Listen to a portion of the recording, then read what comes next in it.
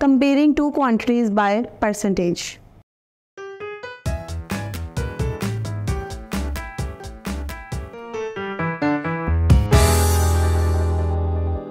Assalamu alaikum. I welcome you all on the platform of digital academic provided by Moonlight International Publishers. Hello my dear students, I am your maths teacher. My name is Aisha. Our today's topic is comparing two quantities by a percentage. Students, हम कभी भी दो quantities को आपस में compare नहीं कर सकते क्योंकि mostly उनमें conditions different होती हैं. हम हमेशा क्या करते हैं, हम उन quantities की percentage निकालते हैं और फिर उन percentage को आपस में compare करते हैं. For example, इसके लिए एक स्टेटमेंट आपको स्क्रीन पर नजर आ रही है जिसमें वो कह रहे हैं in annual examination 2022 the competition between class 6A and class 6B was held.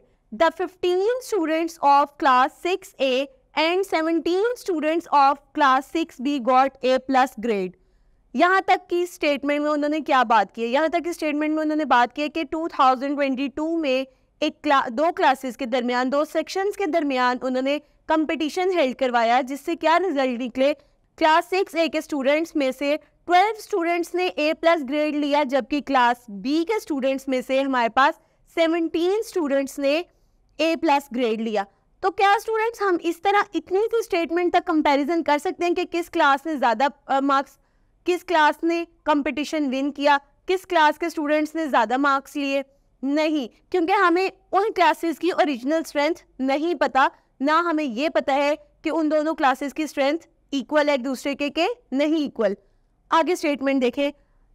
The number of students of class 6A was 40. Class 6A के स्टूडेंट्स जो थे वो कितने थे टोटल 40 और उसमें से कितने स्टूडेंट्स ने स्कोर गेट किया था, हमारे पास 12 स्टूडेंट्स ने स्कोर गेट किया था. इसी तरह हमारे पास क्लास 6B के नंबर ऑफ स्टूडेंट्स है 60 जिसमें से 17 स्टूडेंट्स ने स्कोर A+ ग्रेड गेट किया था.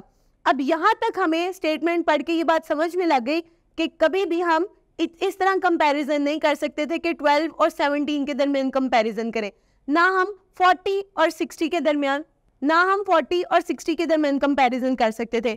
अब इसके लिए हमें क्या करना है, हमें क्लास 6A की परसेंटेज निकालनी है और क्लास 6B की परसेंटेज निकालनी है. और वो किस तरह निकलेगी, सबसे पहले हम क्लास 6A के स्टूडेंट्स देखेंगे.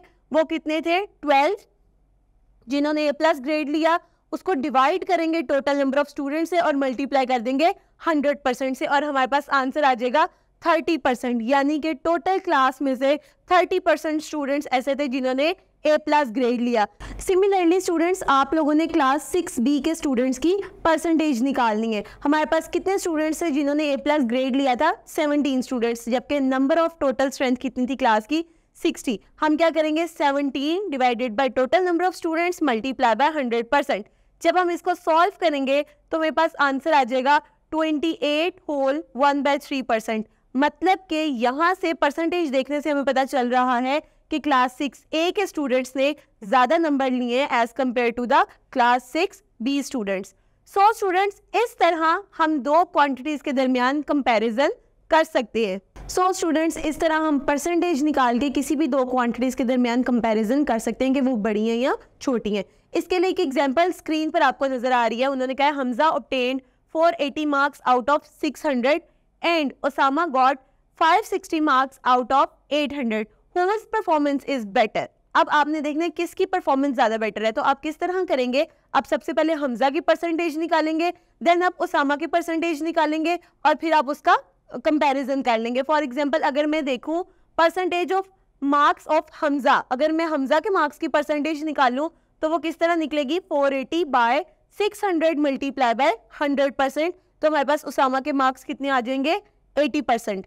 सिमिलरली उन्होंने कहा percentage marks of Osama, Osama के मार्क्स कितने आए थे 560 आए थे, कितने में से 800 मार्क्स में से. उसको हम क्या करेंगे 560 डिवाइडेड बाय 800 मल्टीप्लाई बाय 100%. तो हमारे पास आंसर आ जाएगा 70%. अब यहाँ से हमें पता चलेगा हमजा के मार्क्स ओसामा के मार्क्स से ज़्यादा थे. इसी तरह स्टूडेंट्स, आप डिफरेंट क्वेश्चंस लेके उनकी प्रैक्टिस कर सकते हैं. स्टूडेंट्स, इसके अलावा बुक पे हमारे पास एक चैलेंजिंग क्वेश्चन दिया गया है जो कि इस तरह है, if 35% of a number is 182, then what is 150% of that number? कोई भी नंबर सपोज करें आपके पास एक नंबर है x, उसको क्या करेंगे, आपने लिखना है, आपने इस x की 35% निकालना है, और जब आप इस x का 35% निकालेंगे तो आपके पास आंसर क्या आएगा 182।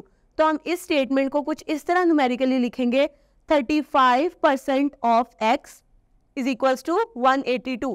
देन हम क्या करेंगे, हम इस परसेंटेज के साइन को 100 में चेंज करेंगे तो वो कुछ इस तरह बन जाएगी 35/100 multiply by x is equals to 182। 35/100 हम सबको पता है किसके इक्वल होता है, 0.35 के इक्वल होता है। तो ये इस तरह अगले स्टेप में हम इसको कैसे लिखेंगे, 0.35 of x is equals to 182। अब 0.35 x के साथ क्या आ रहा है, मल्टीप्लाई हो रहा है, दूसरी तरफ जाके ये क्या हो जाएगा, डिवाइड हो जाएगा।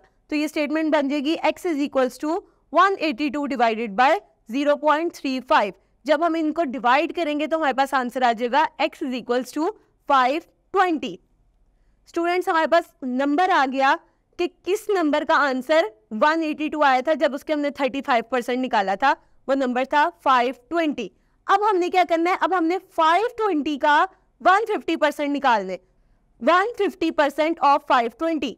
नेक्स्ट स्टेप में हम लिखेंगे 150 डिवाइडेड बाय 100 मल्टीप्लाई बाय 520, और जब हम इसका आंसर लिखेंगे तो हमारे पास आ जाएगा 780। इससे हमें पता चला कि 150% ऑफ दैट नंबर वो क्या होता है, 780। इसी तरह स्टूडेंट्स हमें एक और चैलेंज दिया है, उन्होंने कहा है व्हाट इज द 9% ऑफ 10, 10 का 9% क्या होता है। तो आप इसको सिंपली किस तरह सॉल्व करेंगे, आप इसको न्यूमेरिकली लिखेंगे 9% of 10, then 9 divided by 100 multiply by 10, और आपके पास आंसर आ जाएगा 0.9। तो 10 का 9% कितना होता है, 0.9। सो स्टूडेंट्स ये थी हमारी आज की वीडियो। मैं उम्मीद करती हूँ आपको आज का लेक्चर समझ में आया होगा। Stay tuned till next video. अल्लाह हाफिज़।